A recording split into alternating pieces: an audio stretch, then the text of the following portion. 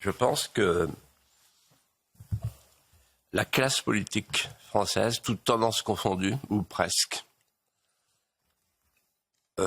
sous l'influence d'ailleurs de la nomenclatura européenne, Madame Johansson, la fameuse commissaire à l'intérieur, la classe politique française a accepté l'idée d'un chassé-croisé, qu'on pourrait ainsi qualifier, stérilisation d'un peuple à l'intérieur, arrivée massive d'un autre peuple venant de l'extérieur. Et notre classe politique expérimente quelque chose qui l'excite et qui parfois l'exalte, c'est d'avoir sur le même sol, pour reprendre le mot de Gérard Collomb, l'ancien ministre de l'Intérieur, que Macron aurait mieux fait d'écouter, d'avoir sur le même sol deux peuples. Face à face et plus côte à côte. Un peuple face à face et non plus côte à côte, c'est un peuple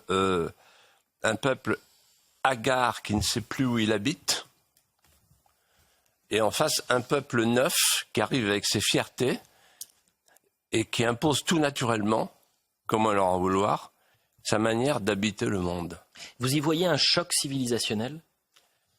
Ah oui, c'est un choc civilisationnel pour une raison simple, c'est que dans l'histoire, à chaque fois qu'on a vu face à face la chrétienté flageolante et l'islam, ça s'est toujours mal passé. Et pour une raison simple, c'est que on a tort de négliger l'islam, de le mépriser. L'islam, c'est une grande civilisation qui a, avec trois éléments constitutifs, l'Oumma, la communauté des croyants. L'Oumma est supérieure à la nation, en tout cas c'est la nation par excellence. Pour un musulman, l'islam est une patrie. Ensuite, le djihad, la conquête. Islam, ça veut dire soumission. Donc nous avons vocation à être soumis, comme le dit très bien Houellebecq, qu'on aura mieux fait d'écouter avec son livre Soumission. Et puis enfin, évidemment, la charia. La charia, c'est la loi islamique. L'islam, c'est une religion-État.